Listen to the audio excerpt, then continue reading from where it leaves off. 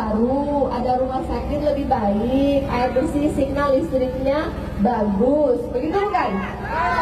Jadi sambil menunggu dengan sabar, akan saya cari dari segala sumber. Pak Ketua pun tadi udah mengatakan akan bantu di pusat untuk mencarikan anggaran untuk Sofifi bisa kelihatan seperti ibu kota Sofifi provinsi yang saat ini pertumbuhan ekonomi tertinggi di Indonesia.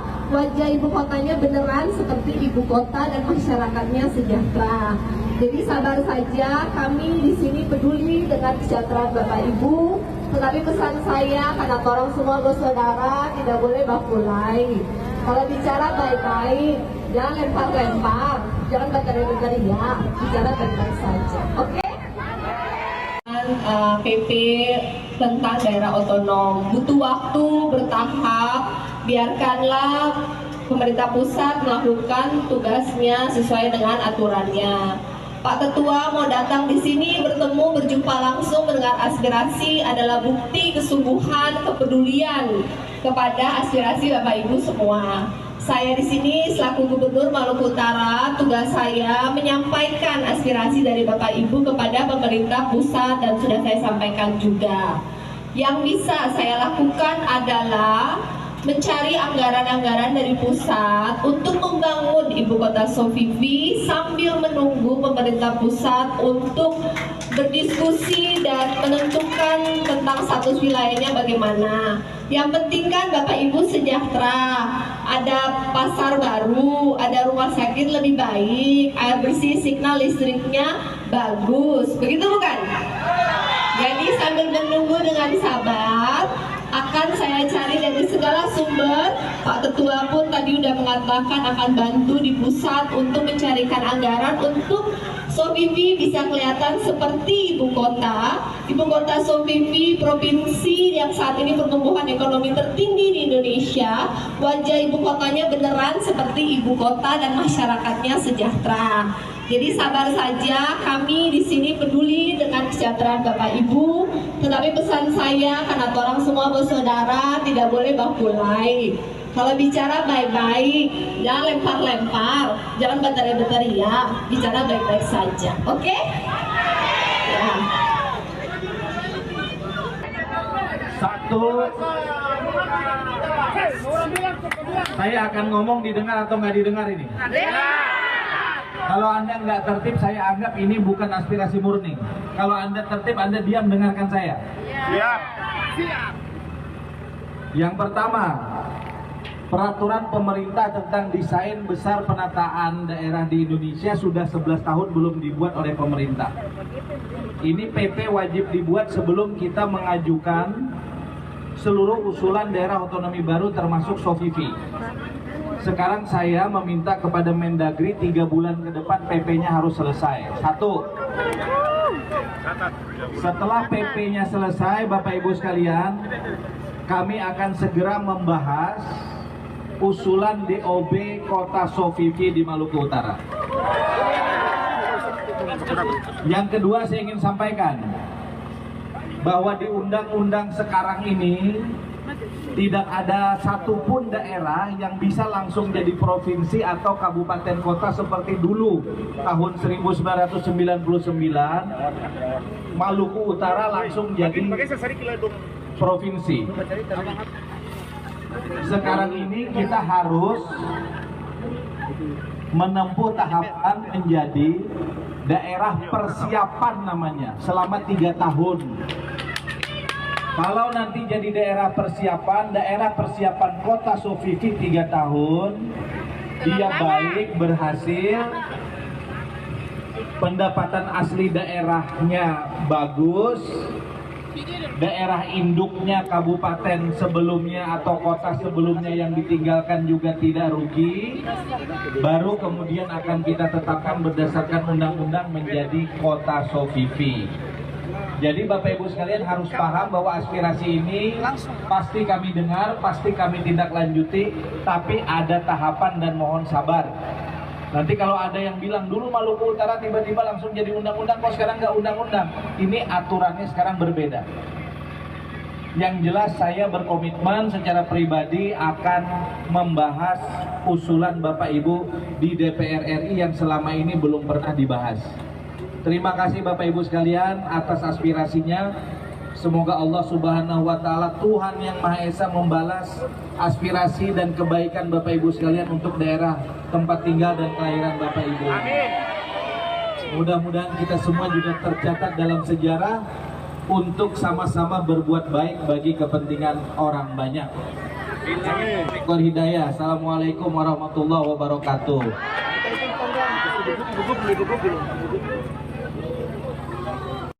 Itu saya bilang, karena pakai itu berdua ya, nanti kita berkoordinasi. Jangan Anda berkoordinasi. Ini lembaga negara, itu trias politik, legislatif, eksekutif, yudikatif. Anda panggil itu gubernur, panggil, jangan koordinasi. Panggil, Ibu Gub, bagaimana ini Ibu Gub? Ini ada amanat konstitusi Ibu Gub. Jangan koordinasi, koordinasi ke sana, koordinasi ke sini, hasil semua itu. Jadi panggil. Bila perlu, DPR provinsi ini juga mendorong, ada apel-apel aparatur sipil negara, ada apel-apel kades-kades, DPR suarakan, ini aspirasi rakyat. Bagaimana ini proses ini? Kita ditekan habis-habisan oleh kekuasaan. Begitu Pak. Betul. Itu disampaikan ke pimpinan DPR. Terima kasih Pak. Ya, tolong sampaikan Pak. Jadi Pak, Ya. Jadi sabar saja, kami di sini peduli dengan kesejahteraan Bapak Ibu. Tetapi pesan saya, karena orang semua bersaudara, tidak boleh bakulai. Kalau bicara baik-baik, jangan lempar-lempar, jangan berteriak-berteriak, bicara baik-baik saja, oke? Ya. Kalau bisa jangan konflik lah urusan begini. Kita semua pasti ingin yang terbaik untuk rakyat. Mohon maaf Pak, kita Ibu Kota Sofifi itu masih kelurahan, status administrasinya. Terima kasih Pak Ketua Komisi 2 DPR RI. Yang pertama, kami sangat mengapresiasi asal upaya-upaya diplomasi lintas pemerintahan daerah dengan pusat, dan kami pikir sangat efektif upaya-upaya tersebut, Ibu.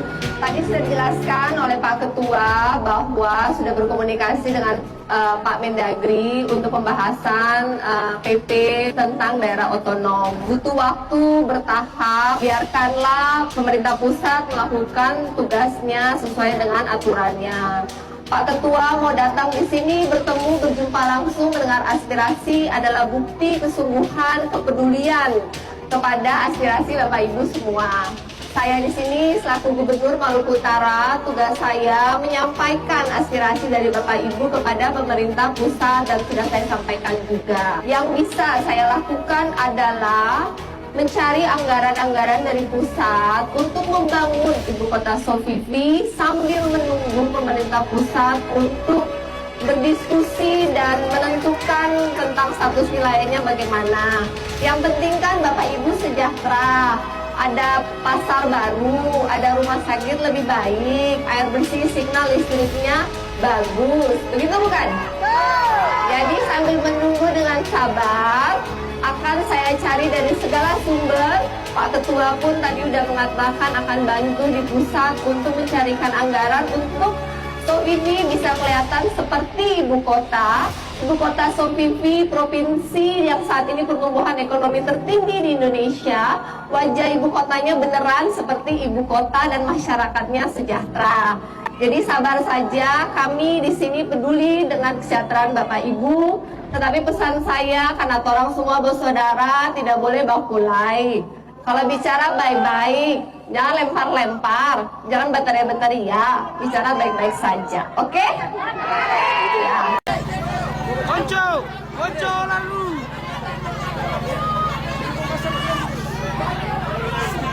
Bapak Ibu sekalian, Masa aksi tenang, masa aksi. Masa aksi tenang, tolong dengarkan dulu arahan dari DPR RI, kemudian Ibu Bu. Oke, sepakat? Tenang. Satu, saya akan ngomong didengar atau nggak didengar ini. Kalau Anda nggak tertib, saya anggap ini bukan aspirasi murni. Kalau Anda tertib, Anda diam dengarkan saya. Yang pertama, Peraturan pemerintah tentang desain besar penataan daerah di Indonesia sudah 11 tahun belum dibuat oleh pemerintah. Ini PP wajib dibuat sebelum kita mengajukan seluruh usulan daerah otonomi baru termasuk SOFIVI. Sekarang saya meminta kepada Mendagri 3 bulan ke depan PP-nya harus selesai. 1. Setelah PP-nya selesai, Bapak Ibu sekalian, kami akan segera membahas usulan DOB Kota SOFIVI di Maluku Utara. Yang kedua, saya ingin sampaikan bahwa di undang-undang sekarang ini tidak ada satupun daerah yang bisa langsung jadi provinsi atau kabupaten kota seperti dulu tahun 1999 Maluku Utara langsung jadi provinsi. Sekarang ini kita harus menempuh tahapan menjadi daerah persiapan namanya selama 3 tahun. Kalau nanti jadi daerah persiapan kota SOFIVI 3 tahun, dia baik, berhasil, pendapatan asli daerahnya bagus, daerah induknya kabupaten sebelumnya atau kota sebelumnya yang ditinggalkan juga tidak rugi, baru kemudian akan kita tetapkan berdasarkan undang-undang menjadi kota SOFIVI. Jadi Bapak Ibu sekalian harus paham bahwa aspirasi ini pasti kami dengar, pasti kami tindak lanjuti, tapi ada tahapan dan mohon sabar. Nanti kalau ada yang bilang dulu Maluku Utara tiba-tiba langsung jadi undang-undang, kok sekarang nggak undang-undang? Ini aturannya sekarang berbeda. Yang jelas saya berkomitmen secara pribadi akan membahas usulan Bapak Ibu di DPR RI yang selama ini belum pernah dibahas. Terima kasih Bapak Ibu sekalian atas aspirasinya. Semoga Allah Subhanahu wa Ta'ala, Tuhan yang Maha Esa, membalas aspirasi dan kebaikan Bapak Ibu sekalian untuk daerah tempat tinggal dan kelahiran Bapak Ibu ini. Mudah-mudahan kita semua juga tercatat dalam sejarah untuk sama-sama berbuat baik bagi kepentingan orang banyak. Wal hidayah. Assalamualaikum warahmatullahi wabarakatuh.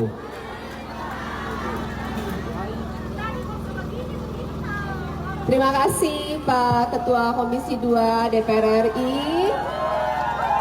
Suatu kehormatan itu Bapak Ibu semua bisa didengar aspirasinya dan dijawab langsung oleh Ketua Komisi 2 DPR RI.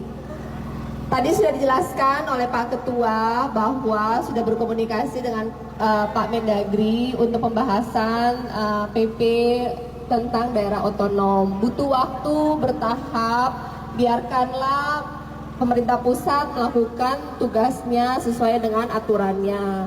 Pak Ketua mau datang di sini bertemu, berjumpa langsung mendengar aspirasi adalah bukti kesungguhan, kepedulian kepada aspirasi Bapak Ibu semua. Saya di sini selaku Gubernur Maluku Utara, tugas saya menyampaikan aspirasi dari Bapak Ibu kepada pemerintah pusat dan sudah saya sampaikan juga.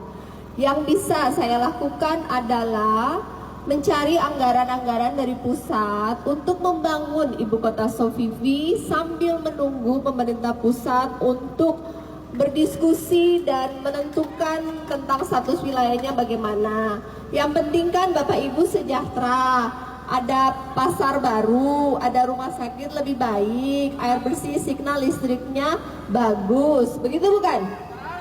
Jadi sambil menunggu dengan sabar, akan saya cari dari segala sumber.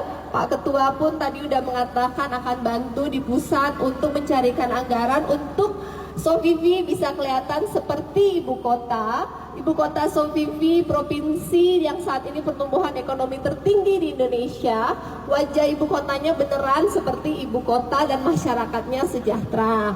Jadi sabar saja, kami di sini peduli dengan kesejahteraan Bapak Ibu. Tetapi pesan saya, karena orang semua bersaudara, tidak boleh bakulai. Kalau bicara baik-baik, jangan lempar-lempar, jangan berteriak-berteriak, bicara baik-baik saja, oke? Ya.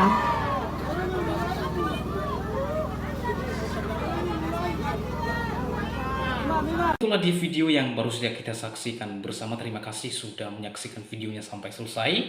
Itulah momen Gubernur Wanita Kristen yaitu Sherly Juanda untuk menghadapi para pendemo. Lihat apa yang terjadi saudara.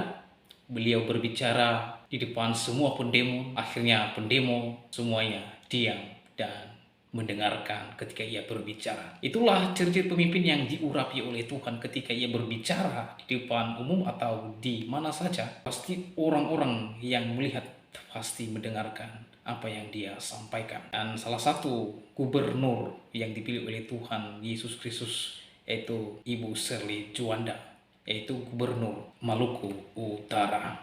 Nah teman-teman, sekali lagi inilah pemimpin yang dipilih oleh Tuhan. Ya, kalau Tuhan yang sudah memilih dia, tidak ada satupun yang menggugat dan mengganggu pilihan Allah. Mengapa? Karena Allah yang memilih dan menetapkan siapapun yang dipilihnya menjadi alatnya. Saudara tahu perjuangan yang ketika ia memutuskan untuk menjadi gubernur, wow, tantangan yang luar biasa. Belum suaminya yang ia kasih kehilangan. Teman-teman, apa kata Alkitab terkait dengan pemerintah? Di dalam Roma 13 ayat 1-7, di mana Allah memilih pemerintah untuk menjadi wakilnya di dunia ini. Dalam Roma pasal 13 ayat 1-7, firman Tuhan berbunyi, tiap-tiap orang harus takluk kepada pemerintah yang di atasnya, sebab tidak ada pemerintahan yang tidak berasal dari. Sebab barang siapa yang melawan pemerintah, ia melawan ketetapan Allah, dan siapa yang melakukannya akan mendatangkan hukuman atas dirinya.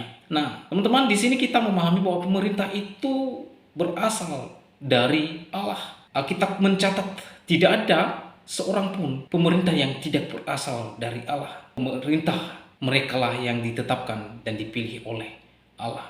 Jadi kalau ada orang-orang yang melawan pemerintah, yang melawan pilihan Allah, ia sedang melawan Allah. Orang yang melawan pemerintah, Alkitab mencatat Allah mendatangkan hukuman atas dirinya. Sebab jika seorang berbuat baik, ia tidak takut kepada pemerintah. Hanya jika ia berbuat jahat. Maukah kamu hidup tanpa takut terhadap pemerintah? Berbuatlah apa yang baik dan kamu akan beroleh pujian daripadanya. Nah, di sini Alkitab mencatat untuk kita mengikuti apa yang diperintahkan oleh pemerintah. Karena pemerintah adalah hamba Allah. Ini yang perlu kita pahami. Pemerintah adalah hamba Allah untuk kebaikan. Tetapi jika engkau berbuat jahat, takutlah akan dia, karena tidak percuma pemerintah menyandang pedang. Pemerintah adalah hamba Allah untuk membalaskan murka Allah atas mereka yang berbuat jahat. Jadi kepada teman-teman yang suka melawan pemerintah, maka yang pertama, Anda sudah melawan hamba Allah. Ini kedua, Anda melawan pilihan Allah. Dan yang ketiga adalah jika Anda melawan pemerintah atau saya melawan pemerintah, maka sudah tentu kita sedang melawan Allah. Malapetakan akan mendatangkan terhadap diri saudara dan saya kalau kita melawan pemerintah. Nah, sebab itu perlu kita menaklukkan diri, bukan saja oleh karena kemurkaan Allah, tetapi juga oleh karena suara hati kita. Itulah juga sebabnya maka kamu membayar pajak, karena mereka yang mengurus akan hal itu adalah pelayan-pelayan Allah. Bayarlah kepada semua orang apa yang kamu bayar. Pajak kepada orang yang berhak menerima pajak. Cukai kepada orang yang berhak menerima cukai. Rasa takut kepada orang yang berhak menerima rasa takut. Dan hormat kepada orang-orang yang berhak menerima hormat. Nah, artinya teman-teman, kita perlu memperhatikan hal ini. Karena yang pertama, pemerintah adalah pilihan Allah, ditetapkan dan dipilih oleh Allah mereka untuk memimpin sebuah suku, bangsa, atau negara. Dan kemudian mereka ini bukan main-main, mereka adalah hamba Allah. Jadi kalau hamba Allah, artinya Allah memilih mereka untuk menjadi wakilnya di dunia ini. Jadi oleh sebab itu Allah memberikan kita pemahaman bahwa jangan kita melawan pemerintah. Jangan kita menggugat pemerintah. Oleh sebab itu saudara, bagaimana dan pendapat saudara setelah menyaksikan videonya? Berharap teman-teman berkomentar di kolom komentar, dan kiranya komentar saudara komentar yang membangun dan yang mengedukasi kita semua. Demikian video saya kali ini, sampai bertemu di video saya selanjutnya. Tuhan Yesus memberkati kita semua. Shalom.